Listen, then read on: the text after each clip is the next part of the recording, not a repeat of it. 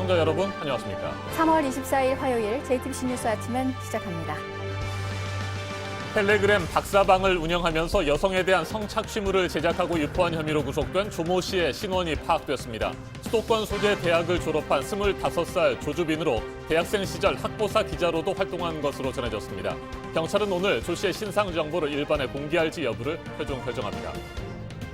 수능 시험을 1, 2주 연기하는 방안을 정부가 유력하게 검토하고 있습니다. 개학이 한 달 이상 미뤄졌고 고3 수험생들이 시험을 준비하는데 차질이 있을 거라는 판단에 따라서로 이르면 이달 말 수능 기본 계획 발표 때 연기 여부도 함께 밝힐 것으로 보입니다.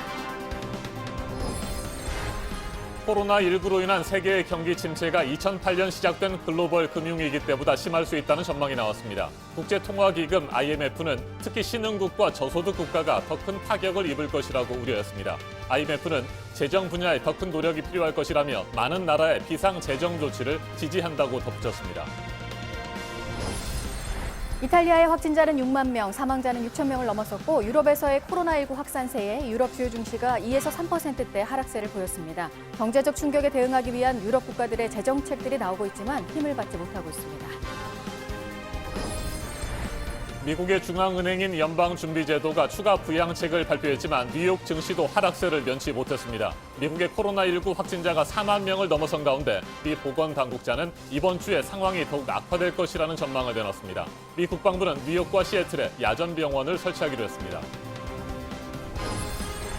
국제올림픽위원회 IOC와 일본 아베 총리 모두 도쿄올림픽 연기에 대한 언급을 결국한 상황에서 세계보건기구 WH도 압박에 나섰습니다. 선수와 관중에게 위험하다면 경기 진행을 안 할 것이라고 확신한다며 그 결정이 매우 빨리 내려질 것이라고 했습니다. 텔레그램에서 이른바 박사방을 운영했죠. 여성에 대한 성착취물을 제작하고 유포한 혐의로 구속된 조모 씨의 신원이 파악됐습니다. 수도권 소재 대학을 졸업한 25살 조주빈입니다. 조 씨는 대학생 시절 학보사 기자로도 활동한 것으로 전해졌습니다. 경찰은 오늘 조 씨의 신상 정보를 일반에 공개할지 여부를 최종 결정합니다. 네, 만약 공개로 결론이 나온다면 성폭력 처벌법에 따라 피의자 신상이 공개가 되는 첫 사례가 됩니다. 운영자뿐만 아니라 회원 전원에 대한 조사를 하라는 문재인 대통령의 지시도 내려졌고요. 이런 범죄에 대해 처벌 수위를 강화하는 법안도 국회에 발의가 된 상태입니다. 안태훈 기자가 보도합니다. 모자를 둘러쓴 남성이 경찰서 유치장으로 향합니다. 텔레그램 박사방 운영자 조주빈입니다. 조 씨는 수도권 소재 대학을 2018년에 졸업했고 재학 당시 학보사 기자로도 활동한 것으로 전해졌습니다. 다만 현재 이 대학의 부속기관에 학보사라는 명칭은 없습니다. 학보 방송사로 통합된 것으로 보입니다. 조 씨는 2018년 12월부터 이달까지 텔레그램에서 박사방을 운영하며 아르바이트를 미끼로 피해자들을 유인해 나체 사진을 받아냈습니다. 이를 빌미로 성착취물을 찍도록 협박하고 박사방에 유포한 혐의를 받고 있습니다. 박사방은 N번방 사건 중에서도 성착취 정도가 가장 심한 것으로 알려졌습니다. 박사방 피해자는 경찰이 현재까지 확인한 바로만 70여 명, 이 가운데 미성년자가 10명이 넘습니다. 경찰은 오늘 신상정보 공개 심의위원회를 열어 조 씨의 얼굴과 실명 등 신상 정보를 일반에 공개할지 여부를 결정할 예정입니다. 한편 앞서 경찰은 지난해 9월 박사 조 씨에 앞서 N번방을 운영한 것으로 알려진 30대 전무 씨를 구속했고 다음 달 1심 재판의 선고가 있을 예정입니다. JTBC 안태훈입니다. 경찰은 이른바 N번방을 처음으로 만든 사람도 추적하고 있습니다. 8개의 대화방을 만들어서 수백 개의 불법 영상물을 올렸습니다. 갓갓이라는 아이디를 썼습니다. 최규진 기자입니다. 경찰은 또 다른 텔레그램 대화방 운영자인 아이디 갓갓의 사용자 A씨를 추적하고 있다고 밝혔습니다. 텔레그램에서 성착취물을 공유하는 이른바 N번방을 최초로 개설한 인물입니다. A씨는 지난해 2월부터 9월까지 8개 대화방에서 수백 개의 성착취물을 유포한 걸로 알려졌습니다. 경찰은 최근 A씨가 사용한 것으로 추정되는 인터넷 IP 주소를 특정했다고 밝혔습니다. A씨가 과거 N번방을 다른 소셜미디어에 홍보하는 과정에서 유력한 단서를 포착했다는 겁니다. 다만 IP 주소가 특정되더라도 익명이었거나 도용됐을 가능성이 있어 수사가 더 필요하다는 입장입니다. 앞서 경찰은 N번방과 박사방 등에 참여한 124명을 검거해 박사 조모 씨 등 18명을 구속했습니다. 여기에 추가 유통 경로로 지목된 해외 메신저인 디스코드나 다크웹까지도 수사를 넓히고 있습니다. 불법 유통된 성착취물을 단순 시청한 경우에도 방조죄와 교사죄를 적용하는 방안을 검토 중입니다. 경찰은 해외 수사기관 등과 외교적인 방법을 동원해서라도 참가자들을 검거하겠다고 밝혔습니다. JTBC 최규진입니다. 문재인 대통령이 아동 청소년 범죄를 더욱 엄중히 다루라고 경찰에 지시했습니다. N번방 사건에 대해서는 한 인간의 삶을 파괴하는 잔인한 행위라고 말했습니다. 박사방 운영자 등에 대한 조사에 국한하지 말고 회원 전원에 대한 조사가 필요하다고 강조했습니다. 심수미 기자입니다. 텔레그램 N번방의 운영자뿐 아니라 회원 모두에 대한 조사가 필요하다. 청와대가 밝힌 문재인 대통령의 N번방 사건 관련 발언입니다. 관련 청와대 국민청원에 300만 명이 넘게 동의하는 등 국민적 분노가 커지자 대통령이 나선 겁니다. 수사가 진행 중이거나 재판을 앞둔 사안에 대해선 청와대가 즉답을 피해온 점을 고려하면 이례적인 반응 속도입니다. 특히 문 대통령은 이번 사건에 대해 한 인간의 삶을 파괴하는 잔인한 행위라며 특히 아동 청소년에 대한 범죄는 더욱 엄중히 다룰 것을 지시했습니다. 이에 따라 경찰청의 특별조사팀이 강력히 구축되길 바란다고도 덧붙였습니다. 이런 가운데 국회에선 N번방 재발금지 3법도 발의됐습니다. 불법 촬영으로 협박하는 경우엔 특수협박죄와 강요죄를 적용하고 이런 영상을 다운로드만 받아도 처벌이 가능하게 하는 법들입니다. 총선이 코앞이지만 현 20대 국회 임기 내에 이들 법안을 처리한다는 방침입니다. 총선 치르고 4월 말 5월 초에 국회를 다시 소집하는 한이 있어도 이번 국회 임기 중에 반드시 처리하도록 노력하겠다는 약속을 드립니다. JTBC 심수희입니다. 정부가 오는 11월 19일로 예정된 대학 수능 시험을 1, 2주 연기하는 방안을 유력하게 검토하고 있습니다. 한 달 늦게 시작되는 학사 일정으로 고3 수험생과 재수생의 형평성이 맞지 않는다는 지적이 많기 때문입니다. 유한울 기자입니다. 정부가 고려 중인 선택지는 모두 세 가지입니다. 수능 시험을 11월 19일 예정대로 치르는 방안과 함께 일주일 연기한 26일 또는 2주 미룬 12월 3일 치르는 방안입니다. 이 중에서 1, 2주일 연기하는 쪽에 현재 힘이 실리고 있는 것으로 전해졌습니다. 학교 개학이 이번 달 초에서 다음 달 6일로 한 달 넘게 미뤄진 만큼 고3 수험생들이 수능을 준비하는데 어려움을 겪을 수밖에 없기 때문입니다. 중간고사와 기말고사 같은 학사 일정이 미뤄지면서 수능만 준비하는 재수생보다 불이익이 클 수 있다는 점이 크게 고려된 겁니다. 12월 초를 넘기면 기온이 급격히 내려가면서 안전사고 등의 우려가 커지는 것도 1, 2주 연기론이 유력하게 검토되는 이유 중 하나입니다. 다만 코로나19 확산세가 꺾이지 않아 다음 달 6일에도 개학을 하지 못하면 수능이 더 미뤄질 가능성도 배제할 수는 없습니다.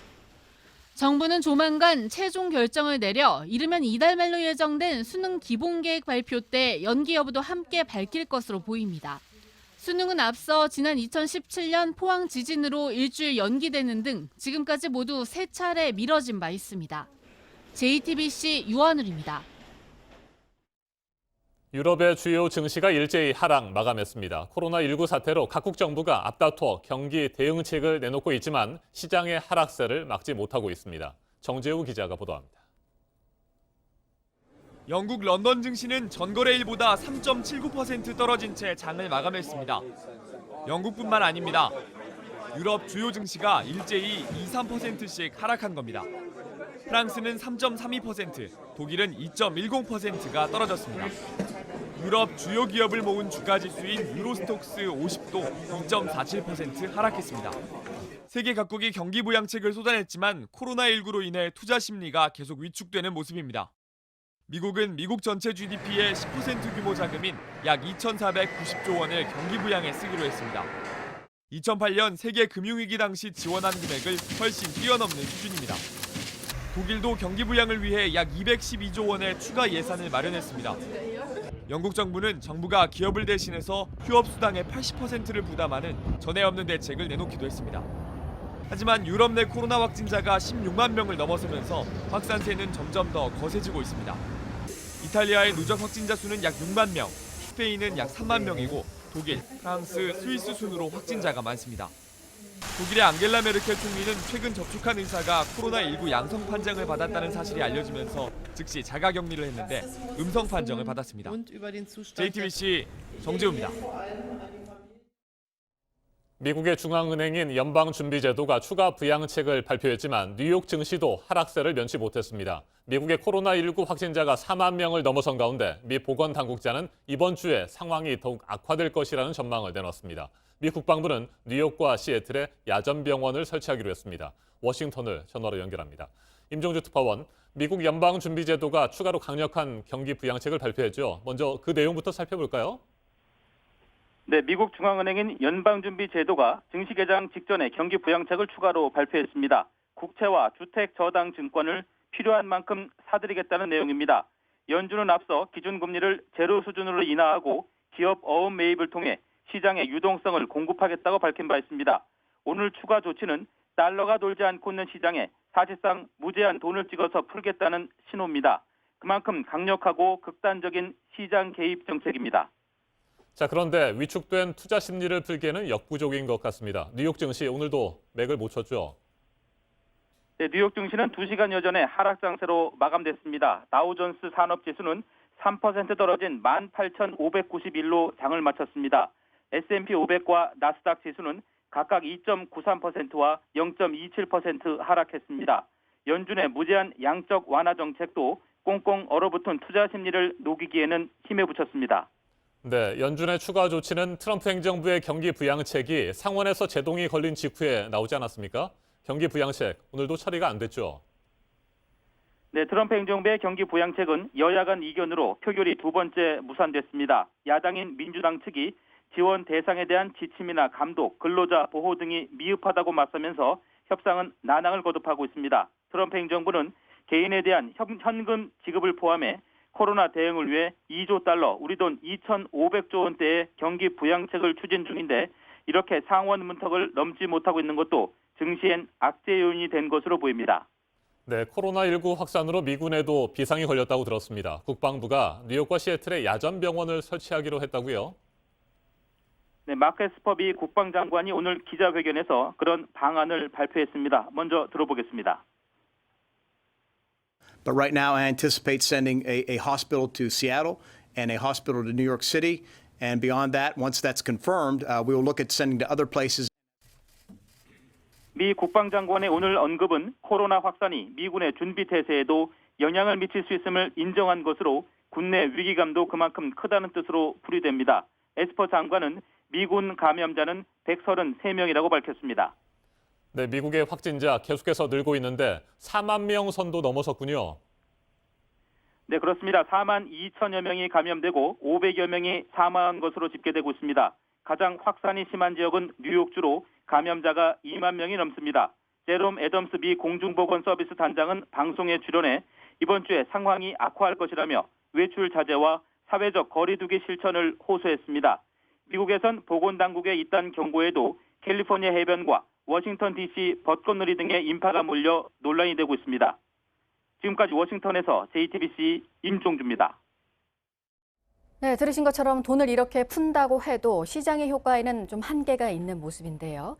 국제통화기금 IMF는 이런 전망을 했습니다. 코로나 사태로 인한 전 세계 경기 침체가 2008년, 2009년 당시 금융위기보다 더 심할 수 있다는 겁니다. 비상 재정 조치를 포함한 전례 없는 대응을 촉구했습니다. 정재우 기자입니다. 코로나 바이러스 대유행으로 생긴 비용은 이미 헤아릴 수 없이 크다. 국제통화기금이 G20 재무장관, 중앙은행 총재들과 함께 코로나19 사태에 관해 긴급회의를 열고 성명을 발표했습니다. 크리스탈리나 게오르기에바 국제통화기금 총재는 코로나19로 인한 경제적 피해가 글로벌 금융위기 때보다 심각할 수 있다고 말했습니다. 선진국들은 위기에 대처할 수 있더라도 신흥국과 저소득 국가가 중대한 도전에 직면할 거라는 겁니다. 2008년 금융위기 당시 코스피는 1000선이 무너지기도 했습니다. 국제통화기금은 긴급금융을 강화하겠다고 밝혔습니다. 80개가 넘는 나라가 도움을 요청하고 있고 1조 달러의 대출을 투입할 준비가 돼 있다고도 했습니다. 또 특히 재정 분야에 더 큰 노력이 필요할 것이라면서 많은 나라의 비상재정 조치를 지지한다고 덧붙였습니다. 데이비드 멜페스 세계은행그룹 총재도 세계 경제에 심각한 불황이 올 수 있다는 성명을 냈습니다. 특히 가장 가난하고 취약한 사람들에게 어려운 시기라고 말했습니다. 경제 회복을 위해 앞으로 15개월 동안 약 191조 원의 자금을 투입하겠다고 밝혔습니다. JTBC 정재우입니다.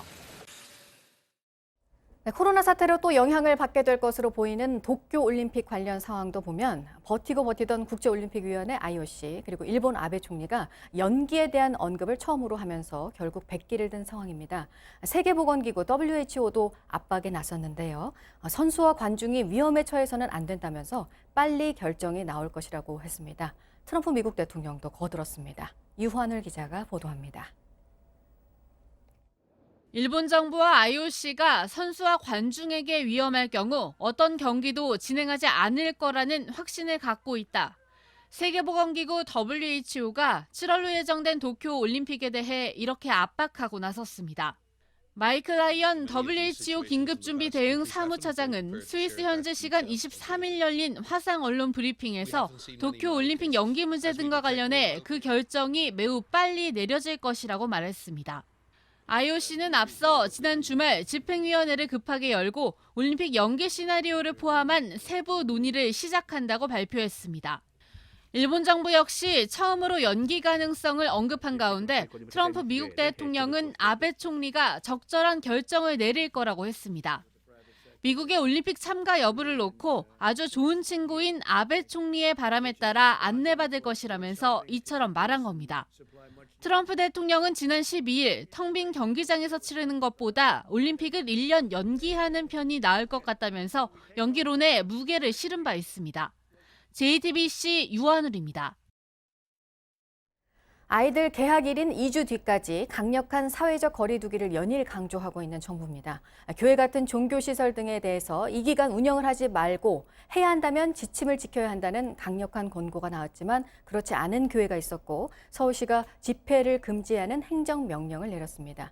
이를 어기면 벌금이 부과되고 확진자까지 만약에 나온다면 구상권을 청구합니다. 황예린 기자입니다. 서울 성북구 사랑제일교회의 그제의 모습입니다. 교회에서 예배가 열리자 참석자들은 맨손으로 악수를 나누고 가까이서 대화도 나눕니다. 참석자 바로 앞에서 마스크 없이 찬송가가 불리기도 합니다. 이렇게 방역 수칙이 지켜지지 않자 정세균 총리가 강경 대응 방침을 밝혔습니다. 서울시 사랑제일교회 등에 대해서는 집회 금지 명령 등 단호한 법적 조치가 뒤따라야 하겠습니다. 지난 주말 예배를 연 교회는 모두 19,000여 곳. 이 중 3,185곳은 특히 사랑제일교회처럼 방역수칙도 제대로 지키지 않은 걸로 집계됐습니다. 앞서 정부가 15일 동안 종교시설 등 다중시설의 운영을 중단해 줄 것을 권고했지만 받아들이지 않은 겁니다. 이에 따라 정 총리는 지방자치단체가 현장을 철저히 점검해달라고 당부했습니다. 서울시는 현장 행정 지도를 유일하게 따르지 않은 사랑제일교회의 문을 사실상 다음 달 초까지 닫게 했습니다. 집회금지 행정명령은 3월 23일부터 4월 5일까지고 이 기간 동안에 사랑제일교회에서는 집회가 금지됩니다. 서울시는 사랑제일교회가 이를 어길 경우 참석자들에게까지 벌금 300만 원을 부과하고 확진자가 나오면 구상권도 청구하겠다는 방침입니다. JTBC 황예린입니다. 네, 이렇게 방역 지침을 어기고 예배를 강행한 일부 교회들 그리고 이들 교회 설교에서의 황당한 주장들에 대해서 교회 내부에서도 자성의 목소리가 큽니다. 사회로부터 동떨어져서 고통을 외면하는 종교는 필요하지 않다는 겁니다. 이어서 이지은 기자입니다. 대전의 한 교회입니다. 주말 예배를 강행했습니다. 담임 목사인 박모 목사는 주말 예배 금지를 권하는 정부를 강하게 비난합니다. 코로나의 발상이 교회인 것처럼 왜 중국은 막지 않으면서 왜 교회만 막고 있느냐 이 말. 지금 우리는 거리 두고 지금 2m 간격으로 앉아 있잖아요. 공무원들이 그렇게 하느냐 안 하는 거예요. 박 목사의 과거 설교 내용을 교회 홈페이지에서 찾아봤습니다. 지난 1일엔 코로나19를 신의 한 수라고 주장했습니다. 이거야말로 신의 한 수예요. 하나님의 메가톤급 메시지가 코로나라고 생각합니다. 국가의 운영이 무지와 무능으로 보여주고 있겠죠. 박 목사만이 아닙니다.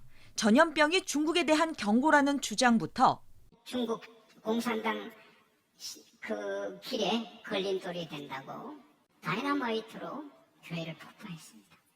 그때 하나님이 괘씸하다 이렇게 하신 것 같아요. 그래서 굉장히 조심스럽지만 저는 전염병은 하나님이 주시거든요. 근거 없는 사실로 불안감을 높입니다. 코로나 바이러스 이런 거는 하나님이 진짜 워밍업하는 겁니다. 인류의 3분의 1이 죽어나가는 재앙의 얼토인데 그럼에도 불구하고 어떤 사람들은 회개치 않고 정부와 지자체의 단속도 대놓고 무시합니다. 300만 원 벌금 내라고 하면 3천만 원 벌금 낼 정도로 예배를 드리라고 했습니다. 왜 정부가 환경적인 문제를 가지고 신앙적인 문제를 가지고 연결해서 일부 교회들의 황당한 대응에 교회 내부에서도 자성의 목소리가 커지고 있습니다. 종교가 사회로부터 동떨어져서 그런 어려움과 위기와 그런 고통을 외면하고 있다면 그런 종교는 필요하지 않죠. JTBC 이지은입니다. 네, 어제 새로 파악이 된 국내 확진자 가운데 22%가량은 해외에서 들어온 사람이었고 이 가운데 유럽 외의 나라들에서 입국한 사람도 상당수입니다. 그래서 현재 유럽에서 오는 사람들에 대해서 실시하고 있는 코로나 검사를 미국 같은 다른 나라로도 적용하는 걸 정부가 검토를 하고 있는데요. 코로나19 해외 유입 사례는 계속 파악이 되고 있습니다. 보도국 연결해서 알아보겠습니다. 이재승 기자, 이번에는 유럽에 있다가 들어온 20대 유학생들이죠? 네, 그렇습니다.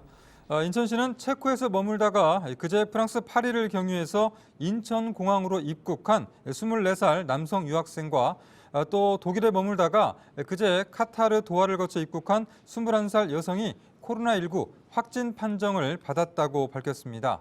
남성 A씨는 인천공항 검역소에서 검체를 채취한 뒤 자가용으로 귀가를 했는데요. 방역당국은 확진 판정을 받은 A씨를 인천의료원으로 긴급 이송하고 거주지와 주변을 방역 소독했습니다. 여성 B씨는 인천공항 검역소에서 검체를 채취한 뒤에 임시 생활시설에서 격리하는 중에 양성 판정을 받았습니다. 남성 A씨는 해외에서 인후통 등 증상이 나타났고 또 여성 B씨는 해외에서 확진자 접촉 사례여서 인천시 확진자가 아닌 공항 검역 통계로 집계됐습니다. 네, 중국 정부의 코로나19 관련 공식 통계에 대해서는 논란이 참 끊이지가 않습니다. 증상이 없는 환자로 통계에서 빠진 사람들에 대한 보도가 또 나왔네요. 네, 중국에서 이 정부의 공식 통계에 빠진 이 무증상 확진자가 4만 3천 명에 달한다라는 이런 보도가 나왔습니다. 사우스차이나 모닝포스트에 따르면 중국 내에서 지난달 말까지 코로나19 검사를 받고 양성 판정을 받았지만 발열과 기침 등의 증상이 없었던 이 무증상 환자가 약 4만 3천 명입니다. 이들은 무증상 환자를 확진 환자에 넣지 않는 중국 정부의 집계 방식에 따라서 공식적으로 발표된 확진 환자 수에는 포함되지 않았습니다.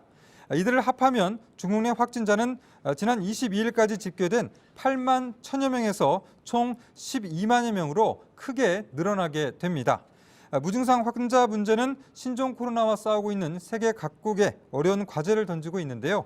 애초 WHO는 무증상 감염이 극히 드물다고 했지만 이후에 이런 주장을 뒤집는 통계가 연이어 나오고 있기 때문입니다. 30만 건에 달한 코로나19 검사를 한 우리나라의 경우도 전체 환자의 20% 정도가 퇴원할 때까지 무증상인 것으로 집계가 됐습니다. 이 밖에 새로운 소식은 정리해서 8시 이후에 두 번째 보도 연결해서 전해드리겠습니다. 지금까지 아침엔 지금 JTBC 이재승입니다. 이번에는 오늘 아침 체크해봐야 할 뉴스들을 분야별로 살펴보겠습니다. 먼저 정치 분야입니다. 민생당 공천관리위원회가 어제 공천 후보자 신청 접수를 마감하고 심사에 들어갔습니다. 서울 종로 출마설이 돌았던 손학규 전 바른미래당 대표는 지역구와 비례대표 모두 후보 신청을 하지 않은 것으로 전해졌습니다.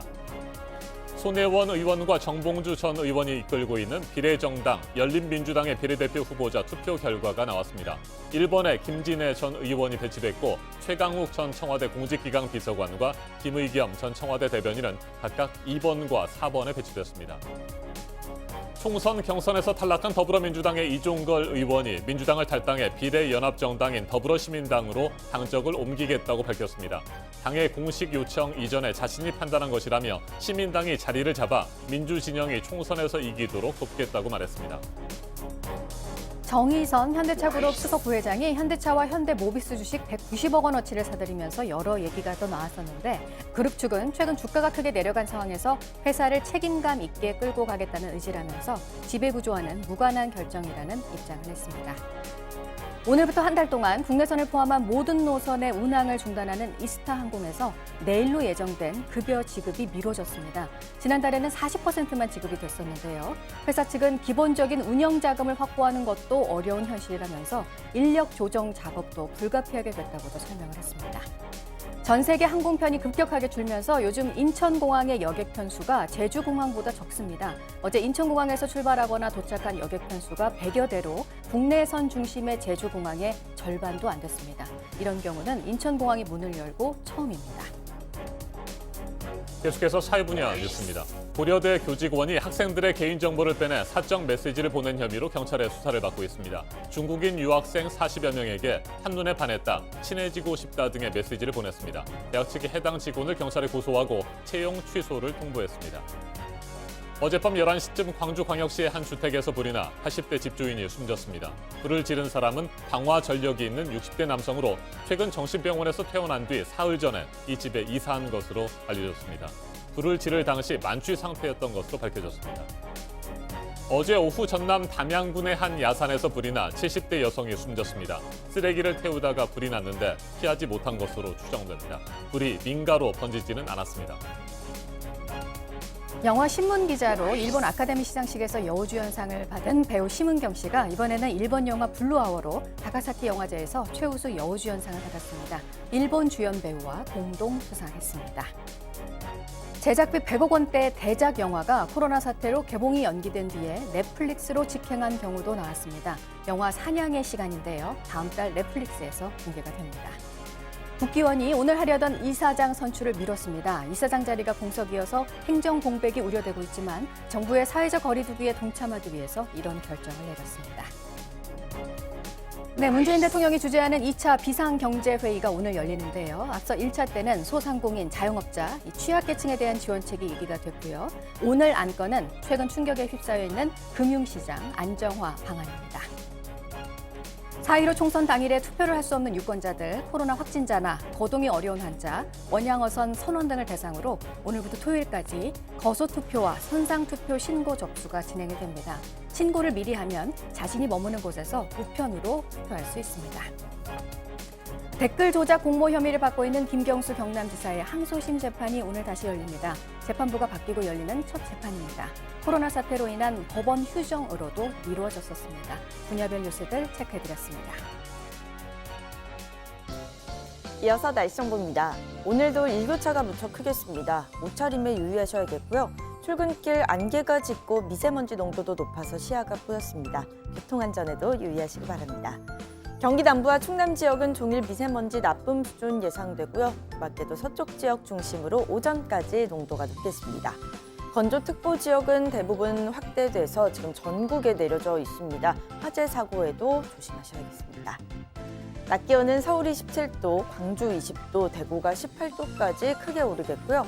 북한은 함흥이 15도, 해주와 개성이 16도가 되겠습니다. 이번 주 계속해서 일교차가 큰 가운데 비 소식도 들어 있습니다. 목요일과 금요일 전국에 쏟아지겠습니다. 기상정보였습니다.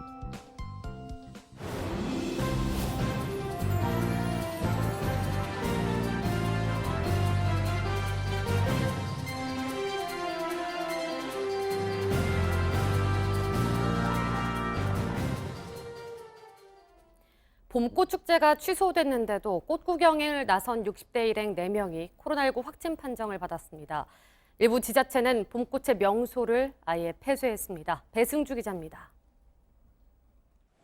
노란 꽃이 흐드러지게 폈습니다. 전남 구례 산수유 마을입니다. 평일 한날이지만 전국에서 몰려든 관광객들로 북적입니다. 코로나19 확산을 막기 위해 축제가 취소됐지만 발길을 막을 수는 없었습니다.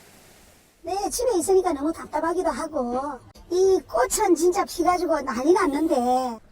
지난 18일 경주에 사는 61살 A씨가 부산 함안에서 온 일행 4명을 이끌고 이곳을 다녀갔습니다. 5명 일행 중 4명이 코로나19 확진 판정을 받았습니다. 이들이 다녀간 식당과 사찰은 모두 폐쇄됐습니다. 접촉한 16명은 자가 격리됐습니다.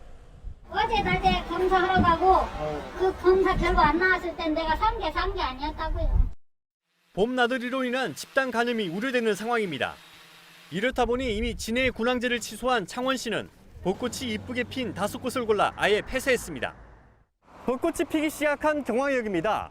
폐쇄됐다는 안내문과 함께 바리케이드가 설치됐습니다. 벚꽃이 모두 질 때까지 관광객은 물론 주민 출입도 제한됩니다. 근처 화장실과 주차장 등 편의시설도 없앴습니다. 지자체들은 봄꽃 구경보다 건강이 먼저라며 나들이를 자제해달라고 호소하고 있습니다. JTBC 배승주입니다. 건조한 날씨 속에 산불이 잇따라 발생하고 있습니다. 어제 낮 1시 10분쯤 울산시 울주군의 농공단지 인근 야산에서 불이 났습니다. 산림청 헬기 6대 등이 출동해 4시간 20여 분 만에 불을 껐습니다. 인명피해는 없었지만 야산 17헥타르가량이 불에 탔습니다. 화재 당시 초속 5m 안팎의 바람이 불고 진입로가 협소해 진화에 어려움을 겪었습니다. 국내에 서식하는 야생동물 222종 가운데 88종이 멸종 우려 범주로 분류됐습니다. 환경부 소속 국립생물자원관은 이 같은 내용의 국가생물 적색자료집 개정판을 발간했습니다. 멸종 위험도는 정도에 따라 9개로 분류되는데 그중 위급, 위기, 취약 등 3등급이 멸종 우려 범주에 속합니다. 특히 양비둘기의 경우 2011년 최소 관심에서 이번에 위급으로 흰 수마자는 취약에서 위기로 멸종 위험이 급격히 커진 것으로 파악됐습니다. 경기도 안성의 한 돼지 농장에서 불이 나 돼지 2천여 마리가 폐사했습니다. 불은 어제 낮 1시 20분쯤 발생해 1시간 뒤에 진화됐습니다. 축사 5개 동이 타면서 어미 돼지 200마리와 새끼 돼지 1,800마리 등 모두 2천여 마리가 폐사했습니다. 인명피해는 없었습니다. 소방당국은 잔불을 정리한 뒤 정확한 화재 원인을 조사하고 있습니다. 맞짱 토론 시간입니다. 오늘은 코로나19 해외 역유입 상황이 어느 정도로 심각한지 살펴보겠습니다. 추가 전파를 막기 위해서 가장 실효성이 있는 대책은 무엇이 있을지도 짚어보겠습니다. 먼저 출연자들을 소개해드립니다. 제 오른쪽입니다. 전병률 차의학 전문대학원 예방의학과 교수 나오셨습니다. 안녕하세요. 네, 안녕하십니까? 그리고 제 왼쪽입니다. 최재욱 대한의사협회 과학검증위원장입니다. 안녕하세요. 네, 어서 오십시오. 질병관리본부가 어제 오전 0시를 기준으로 공식 집계한 자료에 따르면 지난 22일 하루 동안 64명의 확진자가 추가됐는데 그중 14명이 해외를 다녀온 것으로 파악됐습니다. 코로나19 바이러스 해외 역유입 차단에 비상이 걸렸습니다. 우리 정부는 지난 19일부터 모든 국가의 입국자들을 대상으로 특별 입국 절차를 적용하고 있습니다. 특히 유럽발 입국자들은 전수검사와 자가격리를 시행하고 있습니다. 일각에서는 입국 전면 금지와 같은 보다 강력한 조치가 필요하다는 주장도 나옵니다. 토론 시작하겠습니다. 네, 해외 역유입 3차 유행의 뇌관이 될 것이다. 이런 우려들을 많이 하고 있습니다. 두 분 교수님께서는 어떻게 생각하시는지 먼저 그 의견을 듣도록 하겠습니다. 먼저 교수님. 네, 일단 우리나라가 1월 20일 날 최초 환자가 발생을 하고 이제 2달이 지났습니다. 그때 이제 첫 그 1주 동안에 중국 우한에서 3명이 그 해외에서 유입된 환자였습니다. 지난주에는 그 해외에서 유입된 환자가 80명을 넘었습니다. 이렇듯이 해외에서 유입되는 환자의 수는 계속해서 급증을 하고 있고 앞으로 또 미국발 또 이 해외 유입 환자의 그 급증이 또 예상되기 때문에 지금은 어떻게 보면은 상당히 심각한 그 상황으로 좀 진입하고 있다. 저는 이제 그렇게 보고 있습니다. 네, 제가 앞에서 말씀을 드렸듯이 지난 22일 신규 확진자가 64명인데 그 가운데 14명이 해외에서 들어온 분들이니까 21.9% 정도가 됩니다. 네네. 이 정도면 굉장히 비중이 높은 거죠. 아, 예, 물론 그렇게 볼 수 네. 있겠습니다. 근데 그러나 이제 좀 큰 그림에서 좀 먼저 좀 봐야 될 것 같습니다. 우선 현재 들어오는 환자 수가 외국에서 들어온 해외 유입 환자 수가 10명, 20명과 그 숫자와 초기 단계에 우리가 1월 20일에서 2월 초에 그 해외 유입이 시작될 때 그때 10명, 20명은 굉장히 다릅니다. 그때는 10명, 20명, 뭐 많게 100명을 잡을 수 있었으면 지금 8,000명을 다 막을 수 있었겠죠. 그러나 지금 10명, 20명은 지역사회 감염이 다 전파되어 있기 때문에 지역사회에서 국내 주민들끼리 감염되는 위험성의 숫자의 크기에 비하면 8천 몇백 명에 9천 명에 비하면 지금 10명, 20명은 숫자가 좀 의미가 다릅니다. 네. 근데 이게 지금 10명, 20명 맞는다 과거와 같이 입국 제한 금지까지 해야 되느냐 상황은 분명히 의미가 다르고요. 또한 지금 발생한 환자 수의 크기를 놓고 볼 때 그 숫자 크기라는 부분은 여전히 국내에서 발생한 환자 수에 비하면 그렇게 아직 높지는 않습니다. 물론 주목해야 되고 이로 인해서 국내가 지금 전파 차단이 잘 성공적으로 가고 있는 이 상황에서 또 다른 제3차 유행이 올 수 있는 뇌관이 되지 않을까라는 관점에서 지속적으로 관리될 필요는 있고 주의 있게 봐야 됩니다만 아직 그에 대한 똑같은 우선순위가 여기 해외 입국 환자 관리가 우선이 높다라고 보기는 좀 어렵습니다. 네. 해외에서 역유입될 가능성에 대해서 보다 적극적으로 대응해야 된다라는 취지는 공감을 하시지만 네네. 현재로서는 우리의 지역사회 감염 그리고 위험시설의 집단 감염이 더 문제다 이렇게 보시는 거군요. 우선순위를 거기도 먼저 당연히 둬야 되고 여전히 네. 그 우선순위가 더 높다고 봅니다. 정 교수님 그 부분에 대해서는 동의를 하십니까? 네, 뭐 일단 그 말씀하신 것처럼 네. 현재의 상황과 그 최초의 상황은 차이는 있는 것은 뭐 틀림없습니다. 그러나 어쨌든 간에 해외에서 유입되는 그런 인구들을 우리가 일정 부분 통제를 해야 되는 부분들에 대해서는 뭐 둘 다 뭐 비슷한 의견인 것 같습니다. 네. 네. 실제로 해외에서 들어오는 사람들의 숫자가 꽤 많이 줄었잖아요. 네, 맞습니다. 네. 앞으로는 어떻게 될 것으로 전망하세요? 그 유입자 중에서 확진 판정을 받는 사람들이 꽤 많은 상황이긴 한데 기하급수적으로 확진자가 늘어날 것이냐, 해외에서 들어오는 분들 말이죠. 이렇게 전망을 할 수 있습니까? 아니면 어느 정도 조절이 가능하다고 보십니까? 그 점은 이제 추세를 좀 들여다봐야 네. 되겠죠. 모든 거는 이제 과학적 근거에서 하기 때문에 지금 하루 이틀의 환자 수를 놓고 어떤 평가를 더더나 정책적인 평가라기 좀 어려워 보이고요. 며칠간의 좀 상황을 들여다보면서 추세가 그렇게 가는지 그런 추세에 따라서 어떤 행동을 취하는 것이 바람직한지에 대한 증거를 조금 더 축적하고 신중하게 들여다보는 것이 필요하지 않을까 그렇게 생각하고 있습니다. 네, 해외 모든 나라에서 들어오는 입국자들에 대해서 특별 입국 절차를 진행하고 있는데요. 이 부분은 좀 도움이 된다고 보세요? 아무래도 이제 그 유증상자를 구분하는 데는 좀 도움이 되고요. 네. 그리고 이제 현재 그 전수조사를 하고 있지 않습니까? 확진 검사를. 물론 이제 거기에 대한 이제 비용 효과에 대한 문제는 있습니다만 어쨌든 간에 그런 전수조사를 통해서 확진 환자를 걸러냄으로써 국내 신규 환자 유입을 막는 데는 상당히 좋은 효과를 발휘하라고 생각을 합니다. 네. 그 점에 대해서도 전체적으로 동의합니다만 좀 우선순위의 관점, 즉 과학적 증거에 대한 우선순위의 관점에서 놓고 보면 조금 순서가 좀 잘못된 것이 아닌가라고 들여다 보입니다.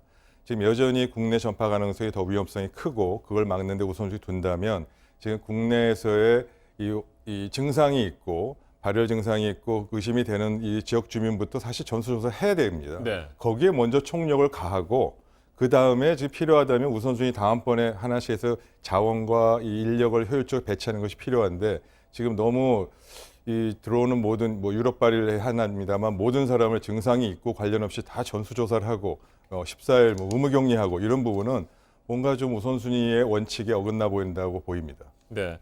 우리의 방역의 무게 중심이 지나치게 해외 유입자들에게 맞춰져서는 안 된다 이런 말씀이시군요. 네네, 네. 맞습니다. 지역사회 감염에 대한 우려 여전히 크게 네네. 가지고 계시는 것 같습니다.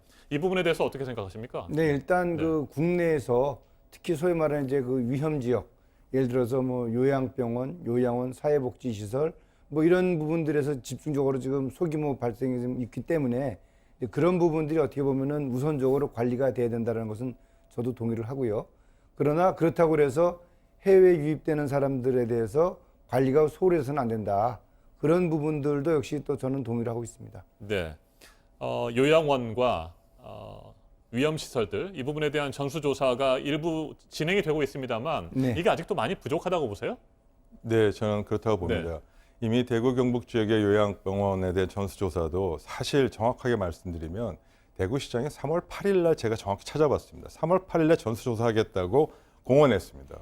그런데 이번 요양병원 사건이 터지고 나서 저번 주에 발표하시기를 거의 3주가 지났는데 30%밖에 못했다. 그래서 이제 금주 내로 다 마무리하겠다고 했습니다. 그 사이에 환자는 나왔고 사망자는 계속 나오고 있습니다. 자, 이런 부분이 뭔가 앞뒤가 좀 우선순위가 자꾸 추쳐지고 이런 부분이 좀 부족하다는 점을 말씀드리는 거고요. 지금 대구와 경북 지역의 요양병원은 저번 주에 거의 마무리가 되고 결과를 지금 기다리고 있는 중인데 사실 그거 말고 전국적으로 요양병원에 대한 부분 동일한 상황입니다. 특히 서울 경기 지역의 요양병원과 요양원에 대한 부분부터 전수조사하는 것이 당연히 우선순위 둬야 되고 또 이 부분이 중요한 이유는 그래야만 치사율을 낮출 수 있습니다. 대부분 거기 계신 분이 고령자이고 기저질환을 갖고 계신 분들 아니겠습니까? 그래서 그런 부분에 우선순위가 가장 둬야 되는 것은 저는 전문가로서 그렇게 보이고요. 뭐 지금 같은 전명 교수님 말씀하신 대로 해외 입국자에 대한 부분도 굉장히 강화해야 되고 이 부분도 주의 깊게 들여다보고 최선의 조치를 해야 되겠습니다만 인력과 자원을 효율적으로 그리고 방역 정책을 어디에 초점을 맞출까라는 부분에서는 조금 더 신중하게 우선순위를 둬보는 것이 좀 필요하다고 보입니다. 네, 정 교수님, 신규 확진자가 나오지 않는다고 하더라도 대구 경북 지역이 아니더라도 네. 집단 감염이 우려되는 시설들에 대해서는 전수조사가 필요하다는 것이 우리 최 교수님의 네. 생각이신데 그 부분에 대해서는 동의하시는 거죠? 예, 그렇습니다. 네. 왜냐면은 현재 그런 시설들에 있어서의 이 감염 소위 말하는 전파자가 누구냐. 분명히 이거는 외부에서 자주 출입하는 사람들이 전파자이기 때문에 일단 그 종사자들 그리고 또 이제 간병인들, 의료인들을 대상으로 해서 1차적으로 전수조사를 하고 난 이후에 그분들 중에서 만약에 확진 환자가 나오게 되면은 그때 또 이제 환자들을 대상으로 한 전수조사가 2단계 형태로 이제 이루어져야 될 것입니다. 처음부터 환자까지를 다 포함해서 조사를 하게 되면은 여러 가지 그 자원의 낭비라든지 또는 조사 인력의 어떤 한계라든지 이런 어려움들이 있기 때문에 그런 단계적인 방법으로서 확진 환자를 찾아가는 방법이 보다 효과적이면서도 또 효율적이라고 생각을 합니다.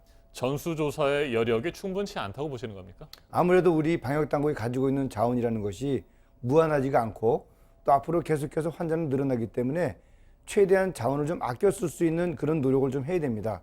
그렇기 때문에 일시에 모든 것들을 다 털어나가겠다는 것보다는 단계적으로 전략적으로 이런 부분들을 추진하는 것이 현 시점에서는 타당하다고 생각을 합니다. 네, 서울 등 수도권 지역의 상황은 어떻게 분석하고 계세요, 교수님? 전반적인 지역사회 감염을 얘기하시는 건가요? 네, 그 점 굉장히 우려되고 있는 지점이고요. 그래서 전체적으로 모든 걸 다 파악하기는 어렵다 하면 우선순위를 둬야 되고 그 우선순위는 당연히 요양병원과 또 사회복지시설, 요양원 같은 시설에 대한 전수조사가 당연히 필요한 것이 두고가 우선이 둬야 되겠죠.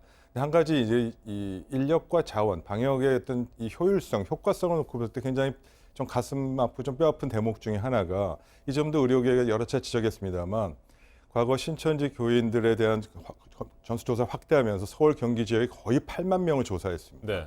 그러나 실질적으로 확진자는 5명밖에 안 나왔죠. 자, 이런 식의 방식이 좀 매우 비효율적인 것 같다. 우선 그것보다는 아까 말씀드린 요양병원이나 이런 데 확대하는 것이 우선순위가 있어야 되지 않겠냐. 초기에 많은 이야기가 있었습니다만 그런 사례가 바로 전형적인 사례이고요. 지금 갖고 있는 자원과 이런 효율적인 관점은 전 세계가 우리나라 굉장히 검사를 많이 하겠다고 하지만 그래도 여전히 부족하지 않겠습니까? 우리나라 국내 상황은. 그래서 조금 더 현명하게 효과적, 효율적으로 좀 할 수 있는 방안을 지금이라도 신중하게 찾아서 과학적 근거하에서 하는 것이 좀 바람직해 보입니다. 네, 자 해외 역유입에 대한 우려 또 현재 진행되고 있는 상황들 다시 한번 얘기를 돌아가서 진행해 보도록 하겠습니다. 유럽에서 들어오는 여행객들에 대해서는 지금 전수조사가 진행이 되고 있고요. 일단 임시생활시설로 옮겨서 그곳에서 진단검사를 받은 뒤에 음성 판정을 받아야 자신의 집이나 호텔 등 목적지로 갈 수가 있는 상황입니다. 이 부분은 지금 효율적으로 잘 진행되고 있다고 평가하세요? 교수님 어떻게 보십니까? 네, 일단 현재 유럽에서 입국하는 사람들의 숫자가 그렇게 많지 않기 때문에 어느 정도 가능한 그런 접근 방법이라고 할 수 있겠습니다. 그러나 이제 앞으로 미국발 해외 유입객들이 급증하는 상황, 예를 들어서 현재는 그 미국발까지 포함하게 되면 한 10,000명 정도가 입국을 한다고 그래요. 그 10,000명에 대한 검사와 또 격리가 과연 어떻게 효과적으로 이루어질 수 있을까? 이런 부분들을 좀 더 정부 당국이 이제 고민을 해야 되는데 사실 이제 무조건적인 격리보다도 어떻게 보면은 이제 좀 선별적인 격리도 필요한 방법이 아니겠는가. 그래야지만 우리가 가지고 있는 자원을 어떻게 보면 좀 효율적으로 활용할 수 있는 방법이 되겠죠. 거기에 모든 거를 투입하게 되면은 딴 곳에 사용할 수 있는 자원들이 다 낭비가 되기 때문에 그런 부분들을 한 번쯤은 좀 더 전문가 집단과 좀 더 심도 있는 고민을 한 이후에 방법을 찾아보는 것이 어떤가 하는 생각을 가져봅니다. 네, 최 교수님, 네. 유럽에서 들어오는 사람들을 현재 일단 격리를 해서 진단 검사를 시행하고 있는데 이 부분이 효과가 있다고 보십니까? 예, 효과가 있다고 네. 봅니다. 당연히 필요하겠죠. 그러나 전명 교수님 말씀하신 바처럼 지금 증상이 있건 없건 모든 사람을 선별 검사하는 것과 그리고 이 부분을 의무적으로 격리하는 이런 방식은 굉장히 좀 적절치 않다고 보입니다. 우선 증상이 있는 분들에게 한해서 우선 선별 검사를 전원 실시하고 그 외에 있는 분들은 자가 격리를 통해서 증상이 있으면 이제 검사하는 이런 방식으로 하는 것이 지금 저희도 가장 합리적이라고 보이고요.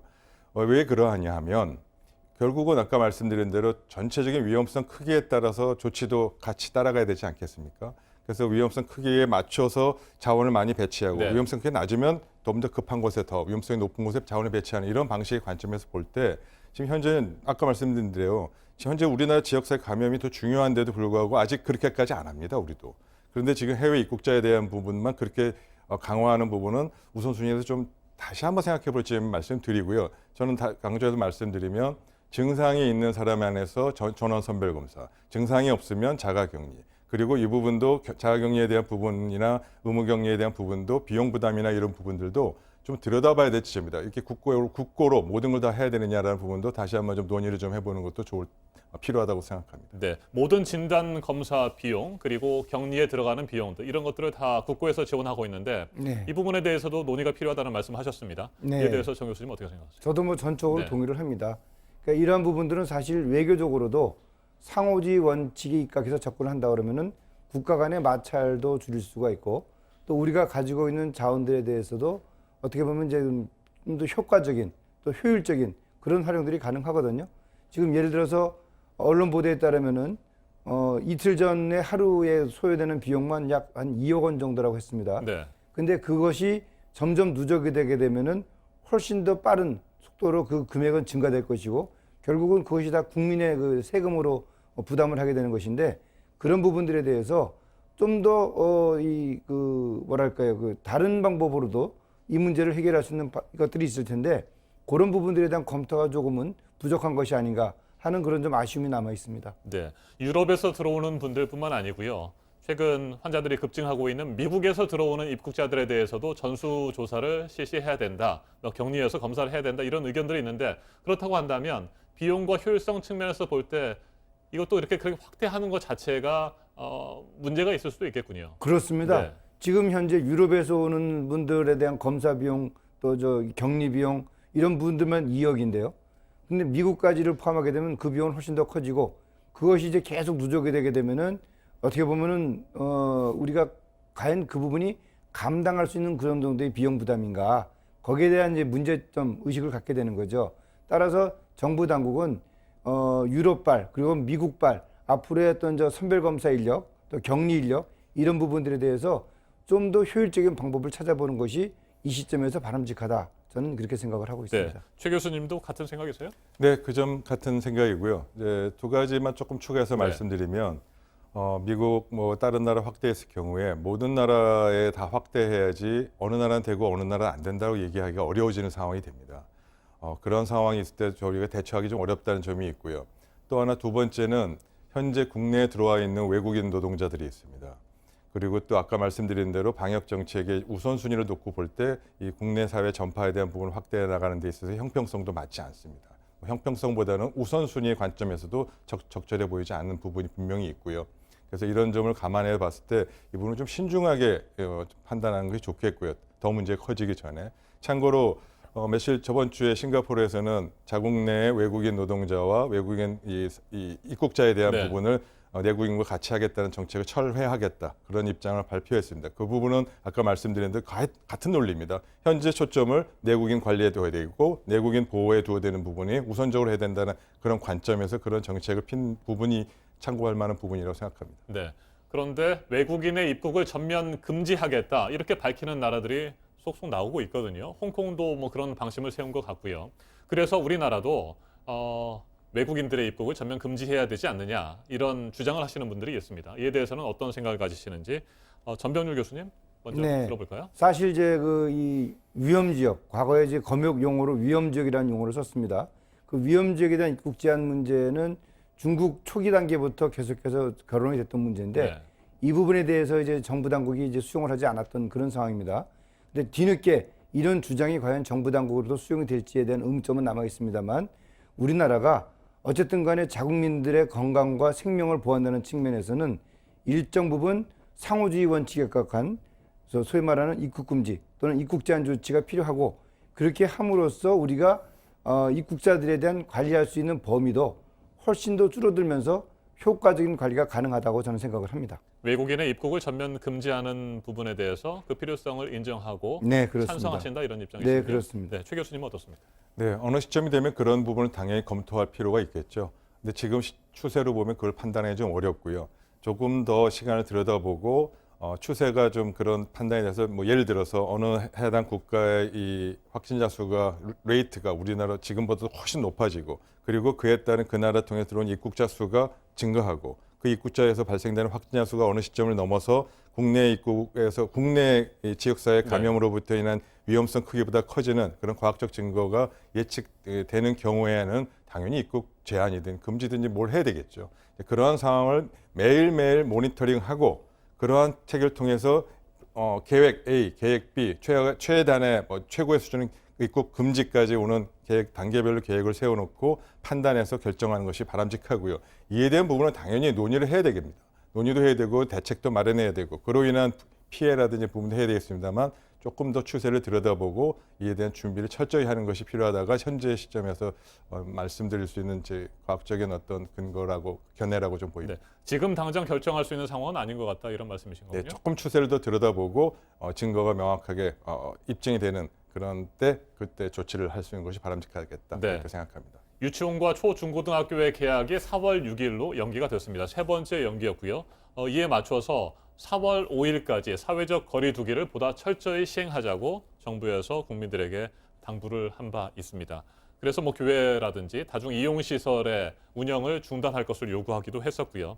4월 5일까지 이렇게 사회적 거리 두기를 보다 철저히 한다면 우리나라에서 확진자가 더 늘어나는 추세 이런 부분들을 확실히 막을 수 있다고 보십니까? 어떻게 기대하세요? 일단 그 연결고리를 줄이는 데는 상당한 효과를 거둘 수 있다고 생각을 합니다. 그러나 말씀하신 것처럼 막는다라는 것들은 아직까지는 시기상조인 것 같고요.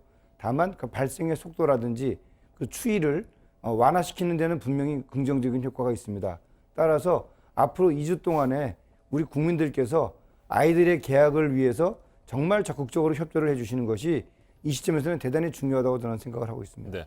일정 기간 동안에 환자가 늘어나는 것을 억제할 수는 있겠지만 완전히 환자가 발생하지 않도록 하는 것은 쉽지 않다. 이런 전문가들의 의견이 있잖아요. 이 부분에 대해서 동의하십니까? 동의합니다. 네. 이미 뭐 전 세계적으로 팬데믹, 국내에서 지역사회 감염이 확산됐기 때문에 100% 맞고 종식은 이제 어려워지는 상황 아닙니까?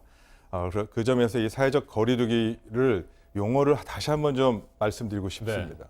사회적이란 말이 붙었습니다.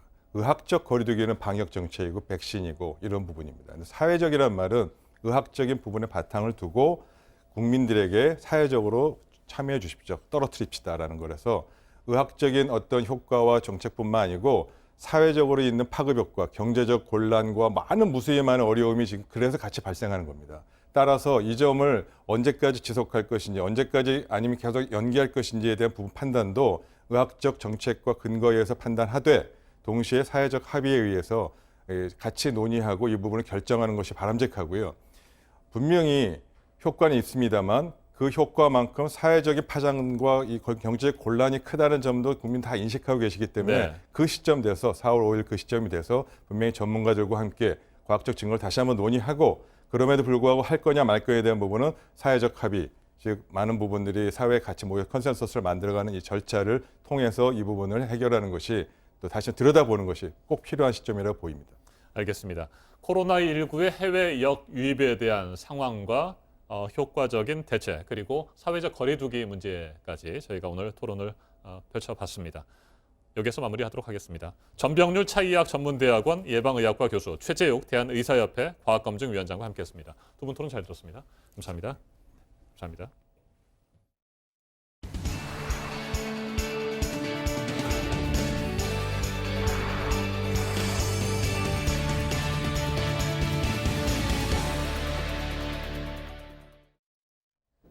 네, 전 세계 경제를 뒤흔들어 놓고 있는 코로나 사태. 오늘 아침엔에서 잠시 뒤에 경제 전문가와도 짚어보려고 하는데요.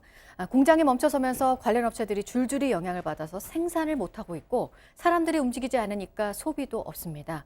금융시장의 충격은 또 이어지고 있죠. 어제 코스피는 1,500선이 무너졌고 원달러 환율은 20원 급등했습니다. 이 금융시장에 대해서는 오늘 정부의 대책이 나옵니다. 박영우 기자입니다.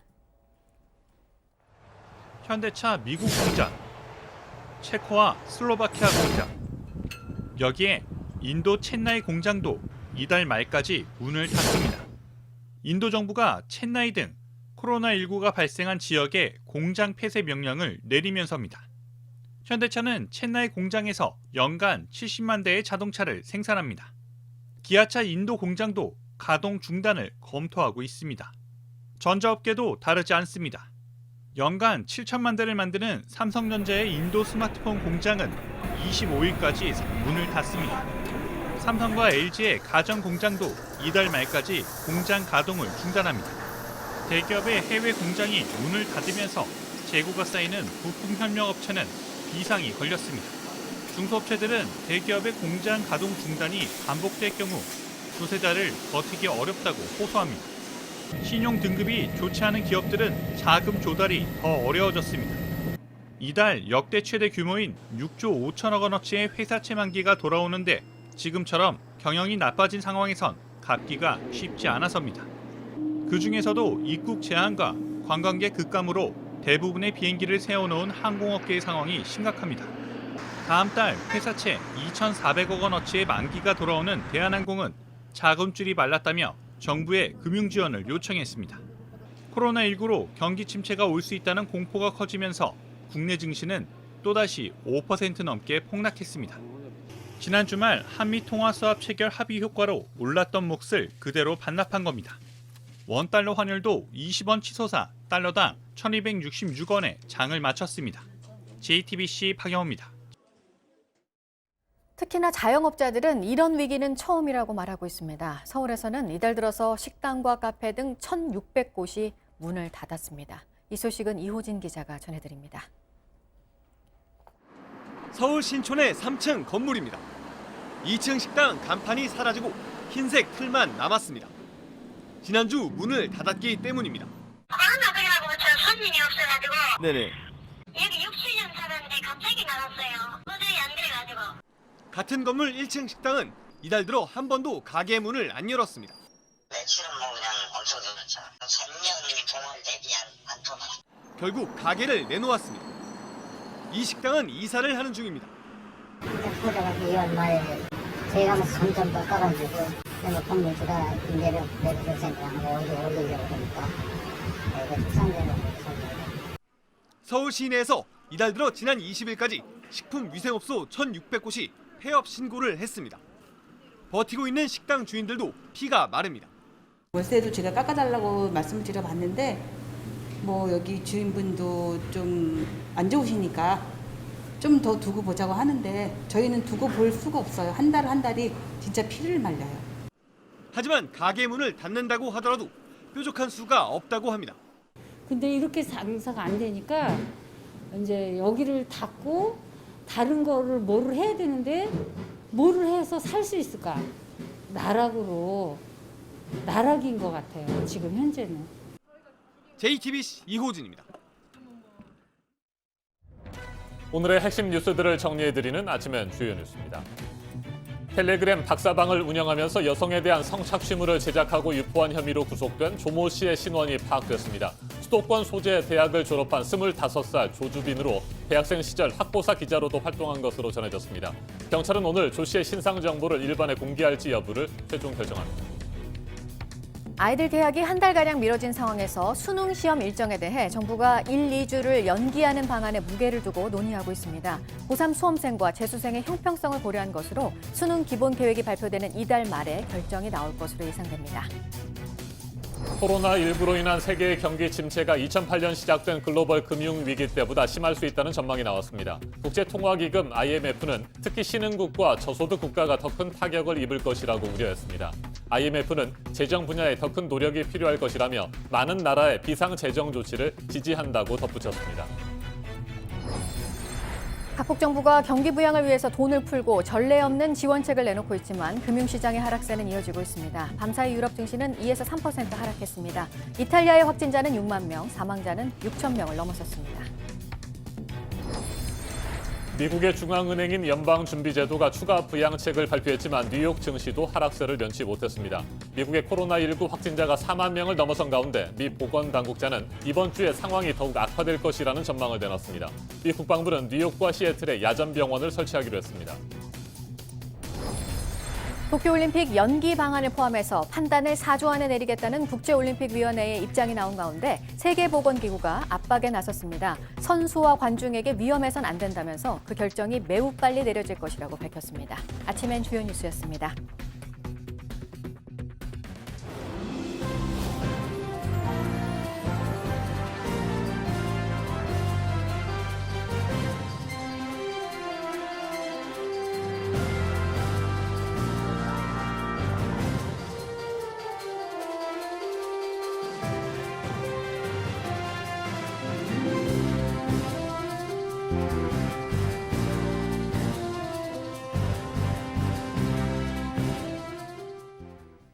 현재 초중 고등학교 개학일은 일단 4월 6일로 미루어진 상태입니다.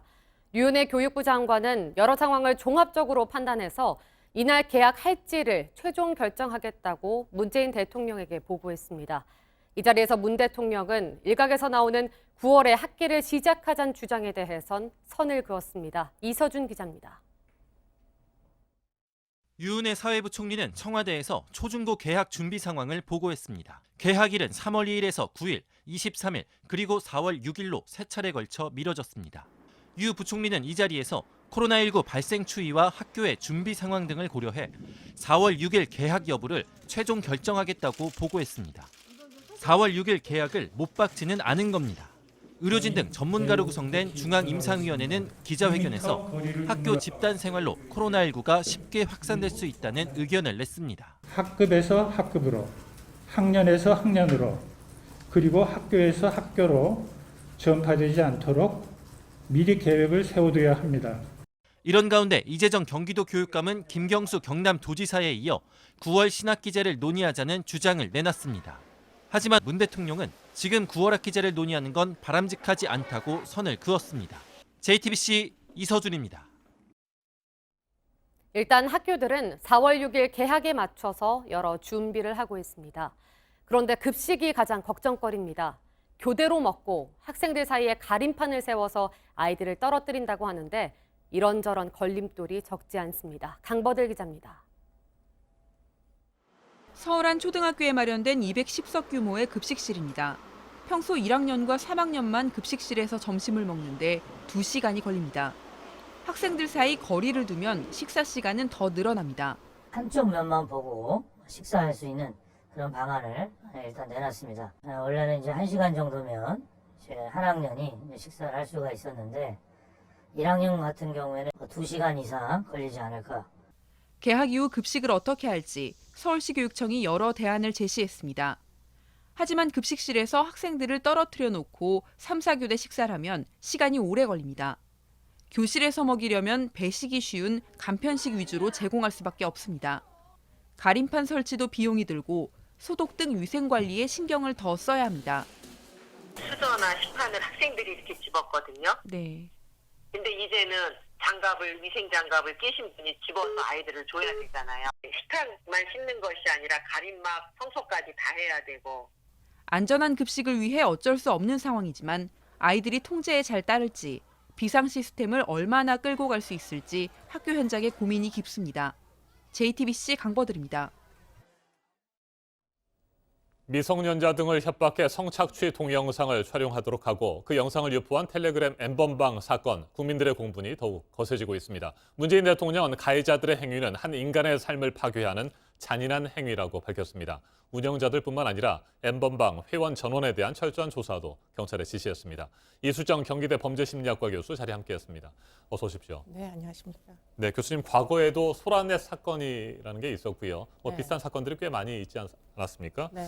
이번 사건 일단 전 국민의 분노가 거센데 간략하게 정리를 좀 해보죠. 사실은 이제 아동 청소년을 대상으로 이런 종류의 이제 성착취물이라고 부르는 게 옳습니다. 음란물이 아니거든요. 네. 이것은 이런 것들이 문제가 됐던 그 시기를 거슬러 올라가면 아까 말씀하신 대로 소라넷이나 아니면 그 이후에 이제 웹하드의 문제들이 있었습니다. 그리고 나서 이제 등장한 게 SNS를 통해 가지고 이런 이제 음란물을 사실은 어디서 몰래카메라로 촬영하는 게 아니고요. 지금 여성 그리고 아동들을 유인을 해가지고 스스로 자신의 음란한 영상을 찍도록 강요하고 협박해가지고 결국에는 음란물을 손에 넣은 다음에 유포를 하면서 결국에는 금전적 이득을 취하는 범죄입니다. 네. 그러다 보니까 이런 이제 그 방들이 국내 플랫폼들에 생겼다가도 이제 사라지고 수사를 하면 또 없어지고 이러다 보니 외국 서버를 이용하기 시작한 거예요. 그래서 결국에는 텔레그램이라는 이제 독일 회사입니다. 그 플랫폼을 이용을 해가지고 비밀 방들을 만들어서 음란물을 공유하기 시작했는데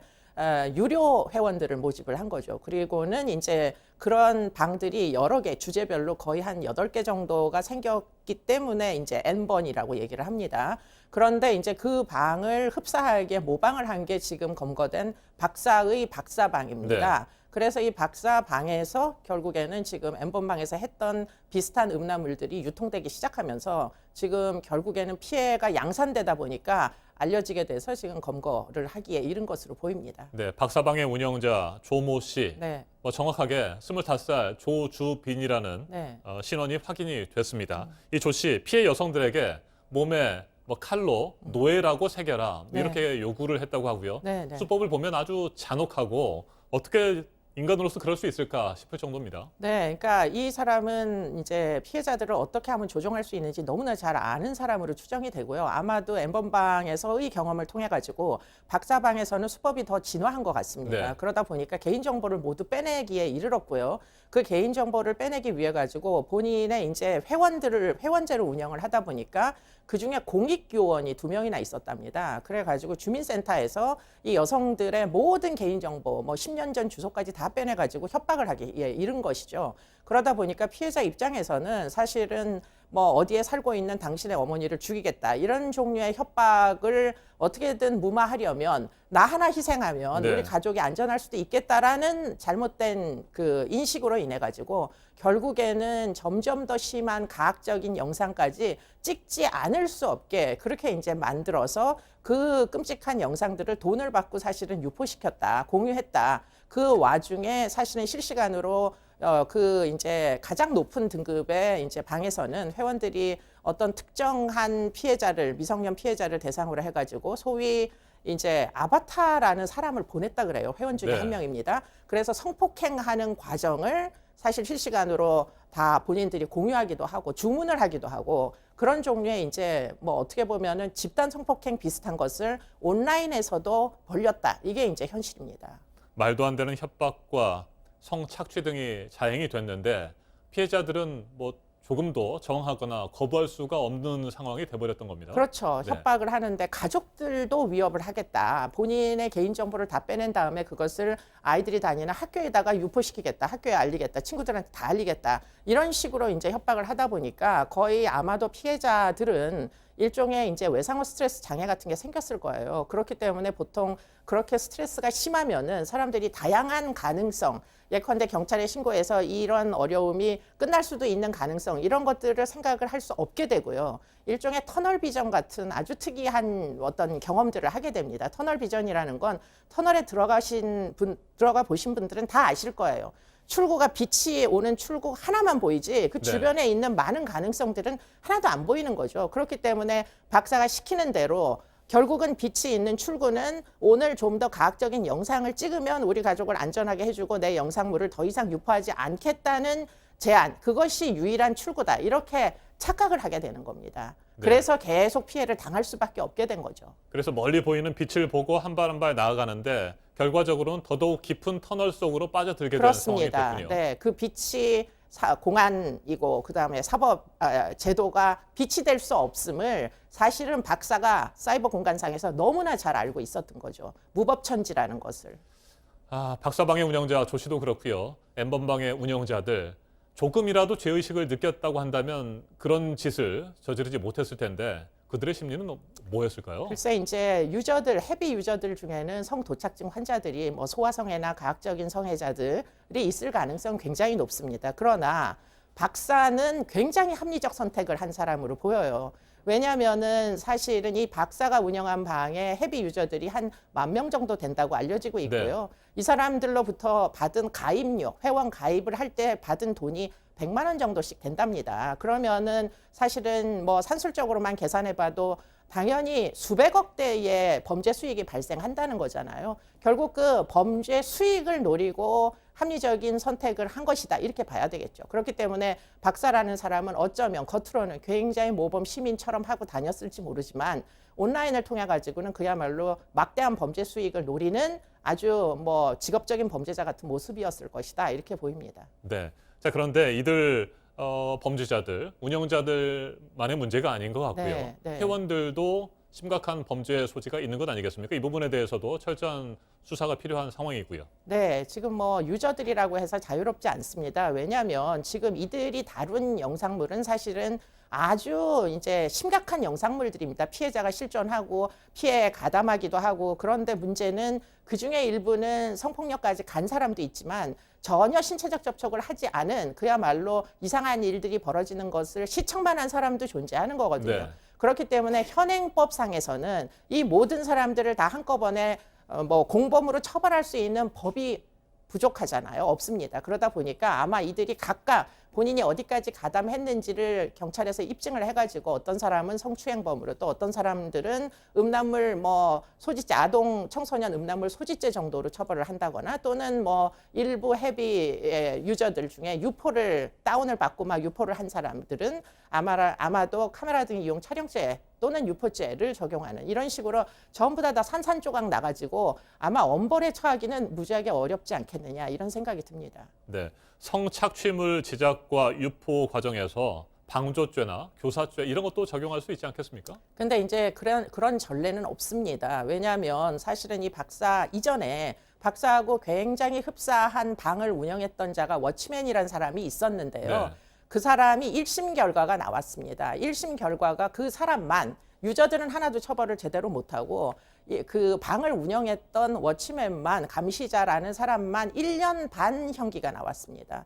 그게 이제 이제 판례이다 보니 과연 지금 이들을 모두 교사죄나 이런 것들로 처벌할 수 있겠느냐, 성립할 거냐, 입증이 가능하냐 하는 부분에서는 지금 경찰은 그렇게 하겠다라고 발표는 하고 있지만, 그러나 실질적으로 재판까지 가서는 입증이 가능하겠느냐, 여러 가지로 지금 의견이 갈리는 상황인 것으로 보입니다. 네, 어떤 죄명을 적용할지 이 부분에 대해서도 뭐 심도 있는 논의들이 필요하겠습니다만 양형 기준을 보다 네. 강화해야 된다. 네. 이런 필요성도 지적되고 있지 않습니까? 네, 양형 기준 강화해야 되고요. 네. 근본적으로 지금 이 영상들은 이제 포르노그래피가 아닙니다. 성착취물이에요. 그렇기 때문에 외국의 경우에도 지금 아동 청소년 성착취물에 대하여서는 엄벌하는 제도를 운영하고 있고요.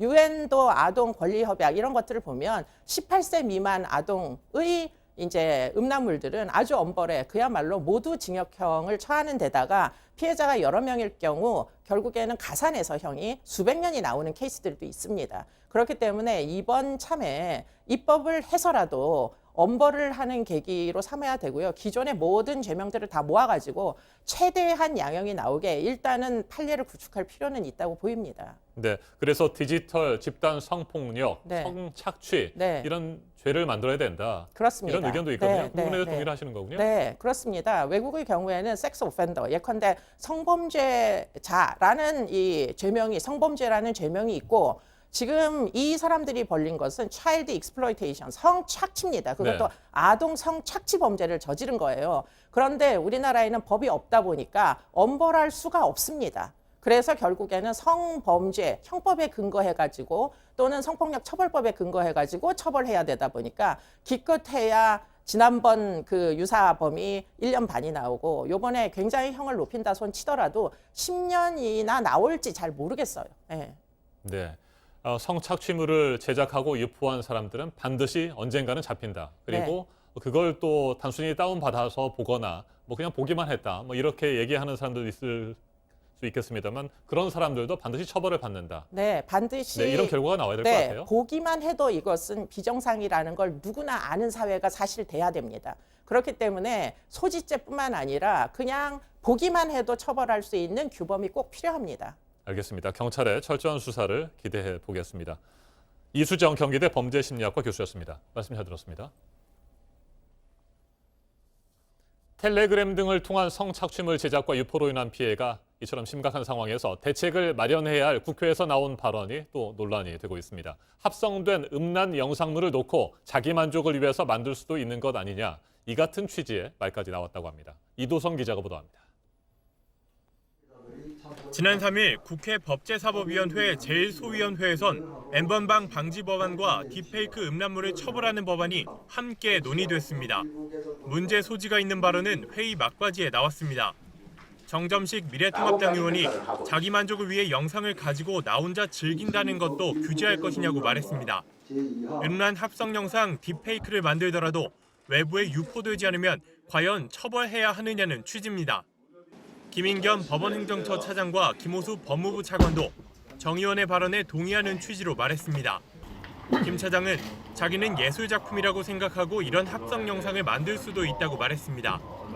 김 차관도 청소년들이 자기 컴퓨터에서 합성 영상을 만드는 일을 자주 한다고 했습니다. 국회의원과 사법부, 법무부 관계자들이 음란물 제작에 대해 큰 문제의식을 느끼지 않는 것으로 비춰질 수 있습니다.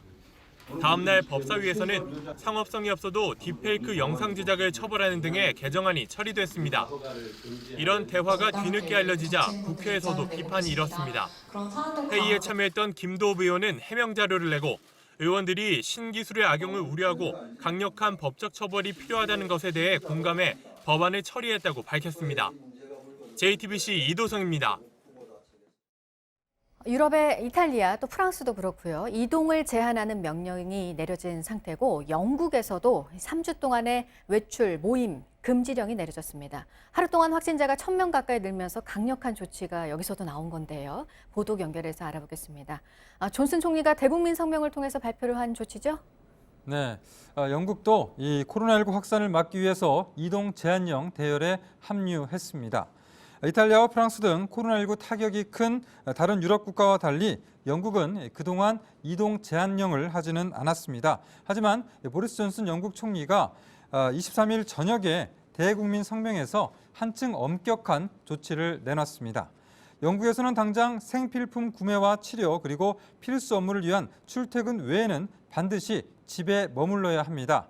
함께 거주하는 사람 외에는 2사람 이상이 공공장소에서 모이는 것조차 금지됩니다. 존슨 총리는 또 결혼과 세례 등 모든 기념식을 금지했지만 다만 장례식은 계속 허용하기로 했습니다. 영국의 이동 제한 조치는 3주간 이어지고 이후에 지속 여부를 결정할 방침입니다. 네, 도쿄올림픽과 관련해서는 연기 방안을 포함해서 국제올림픽위원회가 지금 논의를 하고 있습니다. 내년으로 연기 이 얘기가 또 나왔다고요? 현직 IOC 위원회 말이죠? 네, 그렇습니다. IOC가 오는 7월 개막 예정이던 도쿄올림픽을 1년 연기하기로 사실상 결정했다라고 이렇게 미국 USA 투데이가 보도했습니다. IOC에서 가장 오래 재임 중인 딕 파운드 위원은 USA 투데이와 전화 인터뷰에서 아직 변수가 남았지만 내가 아는 한 도쿄올림픽 경기는 올해 7월 24일에 시작하지 않을 것이라고 밝혔다. 이렇게 보도했습니다. 파운드 의원은 또 개최 시기와 관련해서 내년 2021년 7월 24일이 유력하다면서 IOC가 곧 발표할 계획이라고 덧붙였습니다. 한편 코로나19 확산을 막기 위해 전 국민이 의무 격리 중인 아르헨티나에서 온라인 결혼식이 화제가 됐습니다. 아르헨티나 정부는 지난 20일부터 전 국민 격리 조치를 내렸습니다. 예비 부부는 그러나 결혼식 일정을 취소하거나 연기하는 대신 지난 21일에 온라인 결혼식을 올렸습니다. 소셜미디어를 이용해서 주례와 하객을 화상으로 연결해서 결혼식을 진행한 것인데요. 가족과 친지 등 400명의 온라인 하객들이 모니터로 부부의 출발을 지켜보며 축복했습니다. 지금까지 아침엔 지금 JTBC 이재승입니다.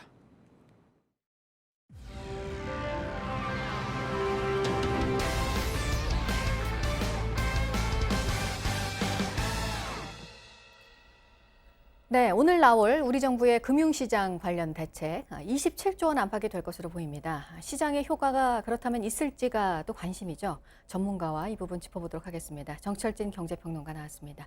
어서 오세요. 네, 안녕하십니까. 네, 전 세계가 지금 다 위기지만 우리 경제 얘기를 좀 집중해서 오늘 해봤으면 좋겠습니다. 지금 관심은 오늘 나올 금융시장에 대한 정부의 대책이에요. 지금 한 27조 원 규모로 예상이 되고 있고 조율하는 과정에서 더 늘어날 수도 있고 이런 것 같습니다. 그렇습니다. 이제 오늘 나올 것은 금융 부분에 대한 안정화 정책이다 이렇게 보면 될 것 같고요. 전체 규모는 약 27조 원 정도입니다. 크게 두 축인데요. 언급은 됐었습니다. 증권시장 안정화 펀드 조성, 그다음 채권시장 안정화 펀드 조성. 각각의 규모는 좀 나와봐야 될 것 같은데 우선 이 증권시장 안정 펀드는 5조 원 이상 정도로 보여지고 있습니다. 그리고 두 번째 채권시장에서 국고채를 사들인 채권시장 안정 펀드는 10조 원 이상이 될 것으로 보이게 되겠고요. 또 하나가 지금 우리도 회사채가 굉장히 좀 흔들리고 있거든요. 기업이 발행했던 부분들. 이 부분에 대해서 정부가 어떻게든 보증 방식으로 처리를 하게 되는 크게 세 축으로 27조 원이 구성될 것이다. 이렇게 보여지고 있고요. 좀 많이들 혼동하시는 게 이건 그야말로 이제 금융시장에 대한 부분이고 지금 시장에서는 이것과 별도로 2차 추경에 대한 이야기도 모락모락 나오고 있고 바로 그 2차 추경에 계속 언급됐었죠. 재난 기본소득의 내용이 아마 포함되지 않을까 이렇게 보여집니다. 네, 전체적으로 얘기를 먼저 해주셨는데 우리 기업들 지금 어려움을 겪는 건 어제 오늘 일이 아니고 그러니까 다음 달 회사채 만기가 돌아오는 물량이 지금 역대 4월 물량 중에 최고라고 하고 그러니까 그거에 대비해서 나오는 방안이 오늘 포함이 특히 되는 거잖아요. 그렇습니다. 그 부분들이 아까 말씀드렸던 그 회사채 부분을 어떻게든 만기 이후에든 정부 당국이 좀 보장을 하는 펀드 형식으로 이런 부분이 처리될 것으로 보이고요. 특히 회사채 중에서도 항공 부분 같은 경우도 굉장히 좀 어려운 상황이거든요. 그러니까 이 항공업계에 대해서도 어느 정도 특별 관리에 대한 이야기들이 나올 것으로 보입니다. 네, 그 한미 통화스와프 체결 때문에 원달러 환율이 좀 효과가 있나 했더니 다시 어제 20원 가까이 급등을 했고요. 코스피 시장은 1,500선 밑에까지도 내려온 상황이고 효과가 있어야 되잖아요. 오늘 나온 대책으로 어떻게 생각하시나요? 일단은 환율 같은 경우에는 600억 달러 통화 수합이 상당한 규모이기는 하지만 지금 전 세계적으로 다 오로지 현금만 찾는 달러만 찾는 모습이어서 실은 어제 우리나라 시장 다시 한번 큰 폭의 하락과 환율 급등이 나왔었는데 당분간 조금 더 이제 지켜볼 그럴 필요가 있겠다라고 보여지고 오늘 과연 이제 채권시장 안정펀드, 증권시장 안정펀드가 어느 정도로 기여할지 그 규모에 따라서 일단 시장 상황을 보여지게 될 텐데 더 근본적인 것은 역시 뉴욕, 미국을 바라보고 있지 않나 이렇게 보여집니다. 네, 지금 뉴욕 얘기하셨으니까 미 연준에서 사실상 무제한으로 돈을 풀겠다 했는데도 일단 오늘 새벽에 미국 증시는 그렇게 좀 효과가 없는 모습이어서요. 이거는 어떻게 보셨을까요? 크게 두 가지를 봐야 될 것 같습니다. 아마 요즘에 이제 미국에 나온 대책을 보려고 거의 밤잠 설치신 분들이 많은데요. 오늘 새벽에 역대급 정책은 나왔습니다. 일명 무제한 양적 완화인데요. 기존에는 미국 연준이 약 7천억 달러라는 규모의 제한을 뒀었거든요. 근데 오늘 새벽에 나온 것은 이제 규모의 제한이 없는 무제한이고요. 양적 완화라는 게 그냥 달러를 막 찍어내는 게 아닙니다. 시중에 있는 채권을 사들이고 그만큼 달러를 찍어내는 거거든요. 근데 이 무제한 양적 완화, 규모도 무제한인데 지금 더 핵심은 뭘 사들이냐에서 그동안에는 국고채라든가 부동산 관련 채권만 샀잖아요. 이제는 연준도 미국도 회사채를 사주겠다. 그거 금융위기 때도 없었던 겁니다. 금융위기 때도 회사채는 사주지 않았거든요. 왜냐하면 그게 일종의 모럴 해저드 논란이 있습니다. 근데 회사채도 사주게 되고 또 하나가 개인 부채. 개인들 같은 경우에는 학자금 대출이 있잖아요. 또 자동차 살 때 자동차 대출 받잖아요. 신용카드 받을 때 카드론 받잖아요. 그것들에 관련한 ABS, 약간 어렵긴 한데 하여튼 그런 채권도 다 연방준비제도가 받아준다는 초유의 통화정책의 거의 끝판왕을 보여줬습니다. 그런데 앞서 앵커도 얘기했지만 주가는 또 밀렸거든요.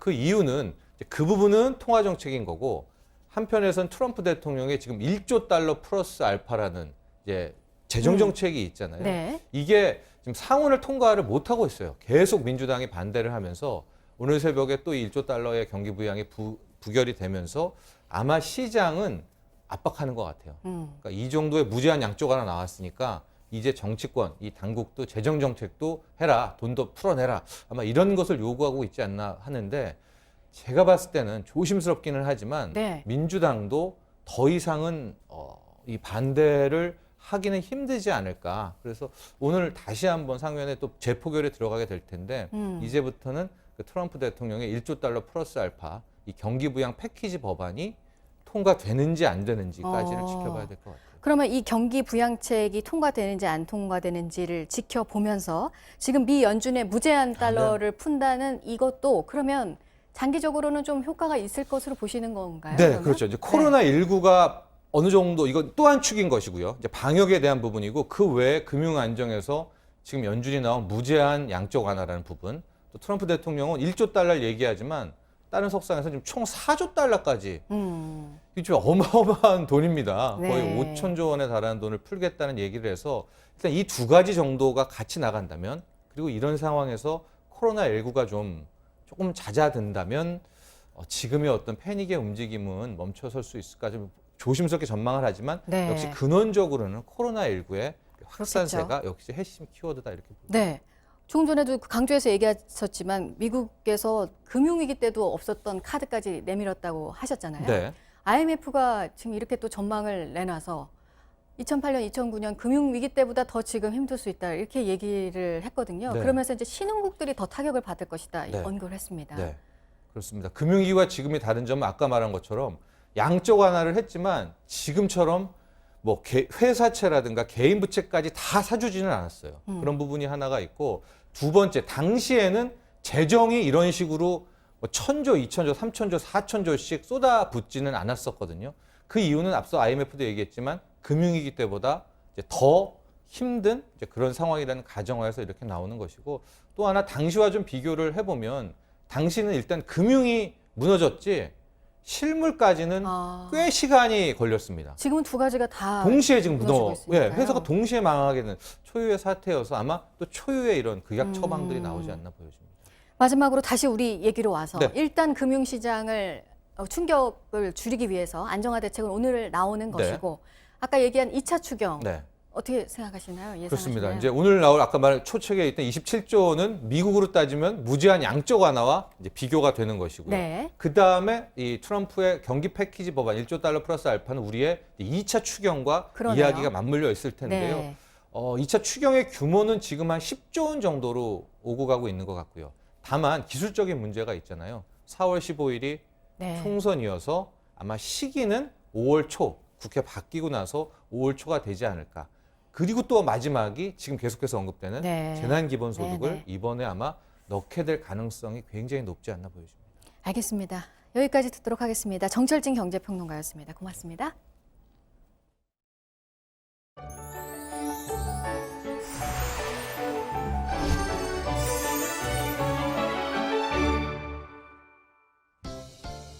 오늘도 일교차가 무척 크겠습니다. 옷차림에 유의하셔야겠고요.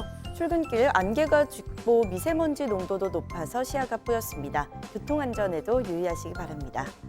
경기 남부와 충남 지역은 종일 미세먼지 나쁨 수준 보이겠고요. 그 밖에도 오전 중 서쪽 지역 중심으로 농도가 높겠습니다. 건조특보 지역은 더욱 확대되면서 현재 전국 대부분 지역에 건조특보 발효 중입니다. 화재 사고도 조심하셔야겠습니다. 낮 기온은 서울이 17도, 광주 20도, 대구가 18도까지 크게 오르겠고요. 북한은 함흥이 15도, 해주와 개성이 16도가 되겠습니다. 당분간 계속 일교차가 큰 가운데 비 소식도 들어 있습니다. 목요일과 금요일 전국에 쏟아지겠습니다. 기상정보였습니다. 아침엔 뉴스워치, 오늘 하루 관심을 가지고 지켜봐야 할, 기억해야 할 뉴스 끝으로 정리해드립니다. 텔레그램 박사방을 운영하면서 여성에 대한 성착취물을 제작하고 유포한 혐의로 구속된 조모 씨의 신원이 파악됐습니다. 수도권 소재 대학을 졸업한 25살 조주빈으로 대학생 시절 학보사 기자로도 활동한 것으로 전해졌습니다. 경찰은 오늘 조 씨의 신상 정보를 일반에 공개할지 여부를 최종 결정합니다. 개학이 한 달 이상 미뤄진 상황에서 수능 시험을 1, 2주 연기하는 방안을 정부가 유력하게 검토하고 있습니다. 고3 수험생들과 재수생들의 형평성을 고려한 것으로 보입니다. 이달 말 결정이 날 것으로 예상됩니다. 미국의 중앙은행인 연방준비제도가 추가 부양책을 발표했지만 뉴욕 증시는 하락세를 면치 못했습니다. 미국의 코로나19 확진자가 4만 명을 넘어선 가운데 미 보건당국자는 이번 주에 상황이 더욱 악화될 것이라는 전망을 내놨습니다.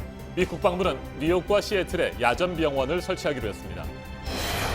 문재인 대통령이 주재하는 2차 비상경제회의가 오늘 열립니다. 최근 불안한 모습을 보이고 있는 금융시장에 대한 안정화 방안을 집중 논의하는데 27조 원가량 규모의 대책이 발표가 될 예정입니다. 오늘 전해드릴 소식은 여기까지입니다. 이상으로 JTBC 뉴스 아침엔 화요일 순서 모두 마치겠습니다. 건강한 하루 보내시기 바랍니다. 고맙습니다.